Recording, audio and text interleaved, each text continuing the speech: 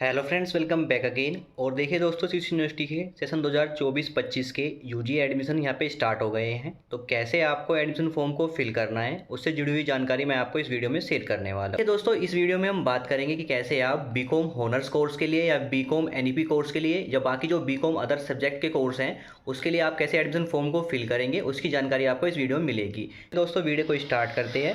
साथ ही दोस्तों, अभी तक आपने चैनल को सब्सक्राइब नहीं है, चैनल को सब्सक्राइब जरूर कर लीजिएगा। वीडियो अच्छी लगे वीडियो को लाइक और शेयर जरूर कीजिएगा। तो देखिए दोस्तों, एडमिशन फॉर्म फिल करने के सबसे पहले आपको यूनिवर्सिटी की वेबसाइट पर जाना है। वेबसाइट पर जाने के बाद देखिए हमें वेबसाइट पे ऑप्शन जाता है एडमिशन 2024-25। इस ऑप्शन पर हमें क्लिक कर लेना है। क्लिक करते ही हम एडमिशन और रजिस्ट्रेशन पेज पे आ जाएंगे।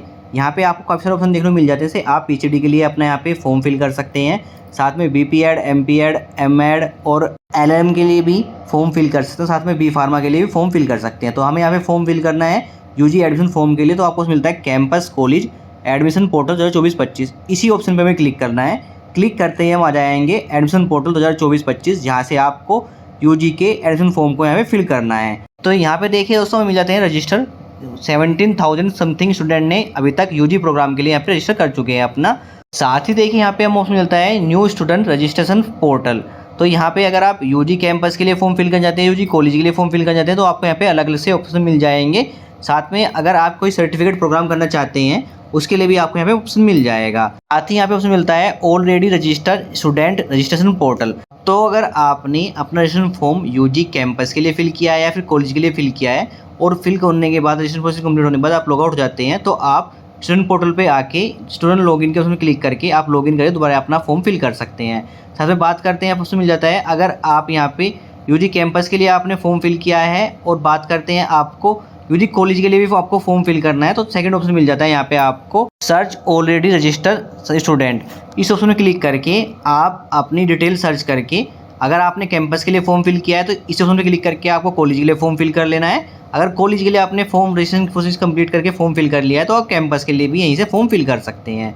साथ में यहाँ पे देखिए कॉलेज लॉगिन से आपको कुछ लेना देना नहीं है। स्क्रॉल करते हैं, देखिए आपको स्टेप मिल जाएंगे कैसे आपको फॉर्म को फिल करना है। साथ ही राइट साइड में हमें ऑप्शन मिल जाते हैं, नोटिफिकेशन मिल जाएंगे ब्राउज़र के, जो कि कॉलेज और कैंपस के लिए कैसे फॉर्म को फिल करना है उसके लिंक मिल जाएंगे। स्क्रॉल करते हैं, देखिए आपको यहाँ पे कॉन्टैक्ट नंबर और ईमेल एड्रेस मिल जाएंगे। अगर आप फॉर्म फिल कर रहे हैं अपना एडमिशन फॉर्म और कोई प्रॉब्लम आती है तो इन नंबर पे कांटेक्ट कर सकते हैं। साथ में मेल एड्रेस पे अपना मेल भी कर सकते हैं। तो हम स्क्रॉल अप करने के बाद सीट अवेलेबिलिटी की, तो यहाँ पे हम UG campus seat availability check कर सकते हैं, साथ में यूजी कॉलेज की सीट अवेलेबिलिटी चेक कर सकते हैं।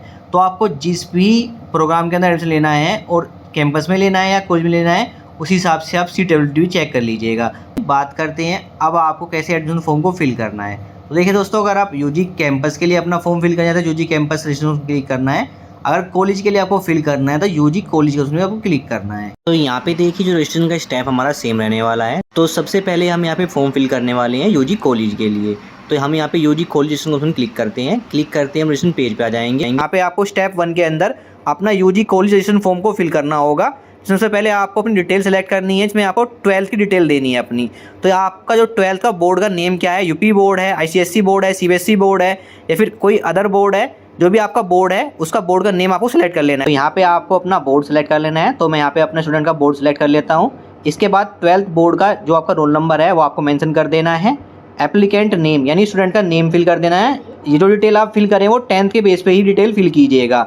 इसके बाद फादर्स का नेम, मदर्स का नेम फिल कर लेना है। डेट ऑफ बर्थ फिल कर देनी है स्टूडेंट की। इसके बाद जेंडर सेलेक्ट कर लेना है स्टूडेंट का। आधार नंबर में आपको 12 डिजिट आधार की आपको फिल कर लेनी है, जो कि मैंडेटरी है। नेशनलिटी आपको यहाँ पे इंडियन सेलेक्ट कर लेनी है।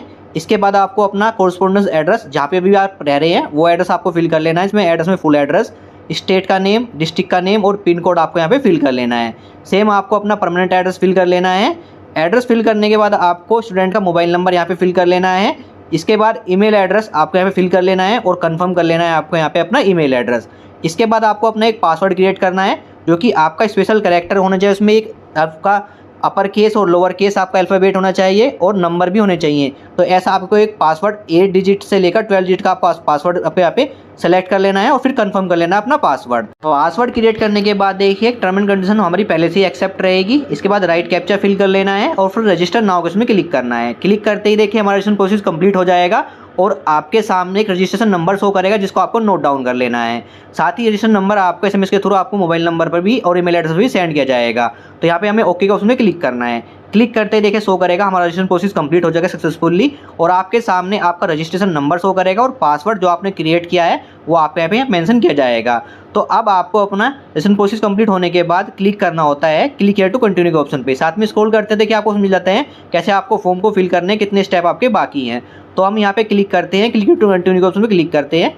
क्लिक करते ही हम नेक्स्ट स्टेप पर जाएंगे जो कि हमारा स्टेप 2 रहेगा, जो कि हमारा वेटेज यहाँ पे क्लेम करने का स्टेप रहता है। तो देखिए दोस्तों, अगर आपने अपना रजिस्ट्रेशन प्रोसेस कंप्लीट कर लिया और आप लॉग आउट हो जाते हैं, अब आपको फॉर्म कैसे फिल करना है, तो यहाँ पे लॉग आउट हो जाता हूँ। लॉग आउट हो जाने के बाद देखिए हम आ जाएंगे मेन पेज पे। अब देखिए आपने चाहे यूजी कैंपस के लिए रजिस्ट्रेशन किया हो या यूजी कॉलेज के लिए रजिस्ट्रेशन किया हो, तो रजिस्ट्रेशन प्रोसेस कंप्लीट होने के बाद हमें अब क्लिक करना है स्टूडेंट लॉगिन के ऑप्शन पे। ऑप्शन पे क्लिक करते ही हम लॉगिन पेज पर जाएंगे, जहाँ पे आपको रजिस्ट्रेशन नंबर पासवर्ड ऐड करके फिल करके लॉगिन कर लेना है। लॉगिन करते हम डैशबोर्ड पे आ जाएंगे। तो यहाँ पे देखिए हमारा रजिस्ट्रेशन प्रोसेस कंप्लीट पहले हो चुका है, स्टेप 1 पहले हमने कंप्लीट कर लिया है। इसको आप एडिट करना चाहते हैं तो अभी यहाँ पे एडिट कर सकते हैं। इसके लिए आप क्लिक हियर टू एडिट के ऑप्शन पे क्लिक करके आप यहाँ पे फॉर्म को एडिट कर सकते हैं, जो आपकी रजिस्ट्रेशन डिटेल है उसको आप एडिट कर सकते हैं। अब बात करते हैं सेकंड स्टेप की। सेकंड स्टेप में आपको अपना वेटेज क्लेम करना होता है रिजर्वेशन के लिए, तो हमें यहाँ पे क्लिक करना है क्लिक हियर टू सबमिट के ऑप्शन पे। सबमिट के ऑप्शन में क्लिक करते देखिए हम नेक्स्ट स्टेप पे जो कि स्टेप 2 जहाँ से हमने अपना लॉग आउट कर दिया था उसी स्टेप पे आ जाएंगे। अब हमें यहाँ पे अपना वेटेज क्लेम करना होता है। तो यहाँ पे सबसे पहले आपको ऑप्शन मिलता है इनकम ग्रुप। तो आपकी फैमिली की इनकम ग्रुप किस ग्रुप के अंदर आते हैं, आपकी इनकम कितनी है, फैमिली की 2 लाख है, 2 लाख से कम है, या कितनी किस कैटेगरी के अंदर आते हैं वो आपको यहाँ पे सेलेक्ट कर लेना है। रीजन क्या है आपका, हिंदू मुस्लिम सिख ईसाई जो भी आपका रीजन है सेलेक्ट कर लीजिएगा। मैरिटल स्टेटस क्या है, आप मैरिड है या अनमैरिड है वो सिलेक्ट कर लीजिएगा। डोमिसाइल स्टेट क्या है आपका, यानी आप जो कहाँ पे रहते हैं, उत्तर प्रदेश के अंदर रहते हैं या फिर अदर स्टेट के अंदर रहते हैं, वो स्टेट आपको सेलेक्ट कर लेना है। इसके बाद डोमिसाइल सर्टिफिकेट नंबर। तो देखिए दोस्तों, अगर आप उत्तर प्रदेश के अंदर रहते हैं और आपका डोमिसाइल सर्टिफिकेट बना हुआ है तो नंबर आप दे सकते हैं, अदरवाइज आपके पास डोमिसाइल सर्टिफिकेट नहीं है तो आप यहाँ पे नन फिल कर लीजिएगा। इसके बाद उसमें मिलता है कास्ट और कैटेगरी। तो आपको अपनी यहाँ पे कैटेगरी सेलेक्ट कर लेनी, किस कैटेगरी अंदर आते हैं आप। जनरल कैटेगरी के अंदर SC ST OBC, तो जो भी आपकी कैटेगरी आप सेलेक्ट कर लीजिएगा। तो यहाँ पे मैं जनरल सेलेक्ट करता हूँ। जनरल सेलेक्ट करने के बाद आपको मिलता है EWS स्ट्रीम। अगर आपका EWS सर्टिफिकेट बना हुआ है तो यस कीजिए, अदरवाइज नो कर लीजिएगा। साथ में अगर आपने कास्ट कैटेगरी आपने सिलेक्ट की है SC ST OBC और कास्ट सर्टिफिकेट आपका बना हुआ है तो आपको अपना कास्ट सर्टिफिकेट नंबर आपको यहाँ पे मेंशन कर देना है। अगर आपके पास सर्टिफिकेट नंबर नहीं है तो नन भी मेंशन कर सकते हैं। इसके बाद माइनॉरिटी कैंडिडेट हैं आप तो यस कीजिए, अदरवाइज नो कर लीजिएगा। साथ ही ऑप्शन मिलता है माइनॉरिटी सर्टिफिकेट नंबर। अगर आपने माइनॉरिटी स्टेटस को यस किया था तो सर्टिफिकेट नंबर मेंशन कर दीजिए, अदरवाइज यहाँ पे नन मेंशन कर दीजिएगा आप यहाँ पे। इसके बाद देखिए ऑप्शन मिलता है रिजर्वेशन कैटेगरी। तो आप यहाँ कोई सी रिजर्वेशन कैटेगरी के अंदर आते हैं तो यहाँ पे सेलेक्ट कर लीजिएगा, अदरवाइज यहाँ पे नन सेलेक्ट कर लीजिएगा। साथ में रिजर्वेशन कैटेगरी सर्टिफिकेट नंबर आपके पास है तो मेंशन कीजिएगा, अदरवाइज आपको यहाँ पे नन फिल कर देना है। इसके बाद उसमें मिलता है फिजिकल हैंडीकैप हैं आप तो आपको अपना यहाँ पे स्टेटस सेलेक्ट कर लेना है, अदरवाइज नन के ऑप्शन को क्लिक कर लेना है। इसके बाद स्पोर्ट्स कोटा चाहते हैं आप, यानी आप नेशनल स्टेट या इंटर यूनिवर्सिटी आपने कोई स्पोर्ट्स कोटा आपके पास है तो यस कीजिए, अदरवाइज आप यहाँ पे नो कीजिएगा। इसके बाद वेटेज क्लेम का ऑप्शन मिलता है। अगर आपके फैमिली में कोई भी पर्सन किसी यूनिवर्सिटी के अंदर वर्किंग है तो आपको यहाँ पे अपना यूनिवर्सिटी वेटेज आपको क्लेम करना है, अदरवाइज आपकी फैमिली में से कोई भी मेंबर यूनिवर्सिटी के अंदर वर्किंग नहीं है तो आप यहाँ पे नन सेलेक्ट कर लीजिएगा। साथ ही अगर आप यहाँ पे NCC NSS वेटेज क्लेम करना चाहते हैं तो आप अपना स्टेटस यहाँ पे सेलेक्ट कर लीजिएगा, अदरवाइज नन सेलेक्ट कर लीजिएगा। इसके बाद अदर डिटेल के अंदर ऑप्शन मिलता है ABC ID। अगर आपने अपना ABC ID क्रिएट किया हुआ है तो ABC ID आप यहाँ पे नंबर अपना फिल कर सकते हैं, अदरवाइज आपने अभी ABC ID क्रिएट नहीं किया तो मैंने उसके लिए अलग से वीडियो बनाई, चैनल पर आपको मिल जाएगी, उस वीडियो को देखकर अपना ABC ID आप क्रिएट कर सकते हैं। अदरवाइज आपके पास ABC ID नंबर नहीं है तो आप यहाँ पे नन फिल कर लीजिएगा। इसके बाद उसमें मिलता है माइग्रेशन सर्टिफिकेट। तो देखिए दोस्तों, अगर आपने 12th पास कर ली है तो आपके पास माइग्रेशन सर्टिफिकेट होना चाहिए, जिसको आपको एडमिशन टाइम पे आपको सबमिट भी करना होगा इसकी ओरिजिनल कॉपी। तो यहाँ पे आपको माइग्रेशन सर्टिफिकेट का नंबर मेंशन कर देना है। अगर अभी तक आपका माइग्रेशन सर्टिफिकेट आपको रिसीव नहीं हुआ है और आप फॉर्म फिल करना चाहते हैं तो इस केस में आप यहाँ पे नन भी फिल कर सकते हैं, लेकिन आपको एडमिशन टाइम पे आपको अपना माइग्रेशन सर्टिफिकेट आपको सबमिट करना जरूरी है। इसके बाद सेव ऑप्शन क्लिक करना है। क्लिक करते ही हम स्टेप 3 पे आ जाएंगे जो कि रहेगा हमारा क्वालिफिकेशन डिटेल। तो यहाँ पे आपको अपनी 10th या 12th की डिटेल फिल करनी है। अगर आप पास 12th की डिटेल नहीं है तो आप यहाँ पे ITI पॉलिटेक्निक या इक्विवेलेंट आपको डिटेल फिल करनी होती है। तो यहाँ पे सबसे पहले हम 10th की डिटेल फिल कर लेते हैं, जिसमें सबसे पहले हमें अपना बोर्ड का नेम सेलेक्ट करना है। तो अगर आपने 10th अपना CBSE बोर्ड से किया हुआ है तो CBSE बोर्ड सेलेक्ट कीजिएगा। अगर आपने UP बोर्ड से अपना 10th पास किया हुआ है तो आपको यहाँ पे सेलेक्ट करना है UP board of senior secondary education Prayagraj, तो ये आपको सेलेक्ट कर लेना है। अदरवाइज कोई अदर बोर्ड है आपका वो यहाँ पे सेलेक्ट कर सकते हैं। बोर्ड सेलेक्ट करने के बाद आपको अपना पासिंग ईयर, किस ईयर में आपने 10th पास किया है वो आपको सेलेक्ट कर लेना है। रोल नंबर क्या है आपका 10th का वो मेंशन कर देना है। मार्कशीट नंबर यानी जो मार्कशीट सीरियल नंबर होता है आपका, वो आपको यहाँ पे मेंशन कर देना है। साथ में मैक्सिमम मार्क्स कितने थे और कितने मार्क्स आपने ऑब्टेन किए हैं वो आपको मेंशन कर देना है। परसेंटेज ऑटोमेटिकली फिल हो जाएगी। साथ में सब्जेक्ट जो आपके 10th के सब्जेक्ट है, 6 सब्जेक्ट है या 5 सब्जेक्ट है, उसके नेम आपको यहाँ पे मेंशन कर देने हैं। सेम डिटेल आपको 12th की मेंशन कर दी। इसमें आपको बोर्ड सेलेक्ट कर लेना है, यूपी बोर्ड है या सीबीएसई बोर्ड है, अदर बोर्ड सेलेक्ट कर लीजिएगा। Passing year, roll number, marksheet serial number और मैक्सिमम मार्क्स, ऑब्टेन मार्क्स और पॉइंट और सब्जेक्ट में आपको सब्जेक्ट मेंशन कर देने हैं। बात करते हैं अगर आपके पास 12th की मार्कशीट नहीं है तो इस केस में आप यहाँ पे नन फिल कर दीजिएगा। 10th और 12th की डिटेल फिल करने के बाद आपको ऑप्शन मिलता है, अगर आपका 12th का रिजल्ट जो उसकी डिवीजन है वो ग्रेस मार्क्स के कारण चेंज हुई थी तो आपको यहाँ पे यस करना है, अदरवाइज नो करना है।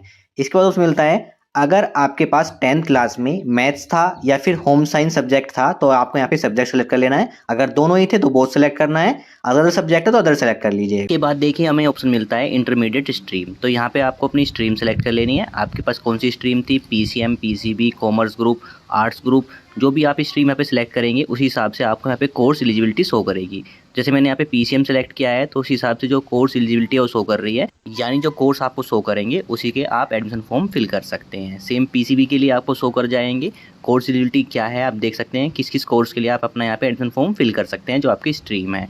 सेम कॉमर्स ग्रुप के लिए, आर्ट्स ग्रुप के लिए आप यहाँ पे चेक कर सकते हैं। तो यहाँ पे हम फॉर्म फिल करने वाले हैं बीकॉम कोर्स के लिए, तो आपको अपनी यहाँ पे स्ट्रीम सेलेक्ट करनी है और फिर सेव एंड नेक्स्ट में क्लिक करना है। क्लिक करते ही हम नेक्स्ट स्टेप पे आ जाएंगे जहाँ पे आपको कोर्स का और कॉलेज का ऑप्शन देखने को मिलेगा। तो यहाँ पे आपको अपने 3 डिफरेंट कोर्स यहाँ पे सिलेक्ट कर सकते हैं या फिर 3 डिफरेंट कॉलेज यहाँ पे सिलेक्ट कर सकते हैं, या फिर 3 डिफरेंट कोर्स के अंदर आप 3 डिफरेंट कोर्स आप सिलेक्ट कर सकते हैं, या फिर सेम कोर्स आप 3 कोर्स के अंदर यहाँ पे ऑप्शन में सिलेक्ट कर सकते हैं।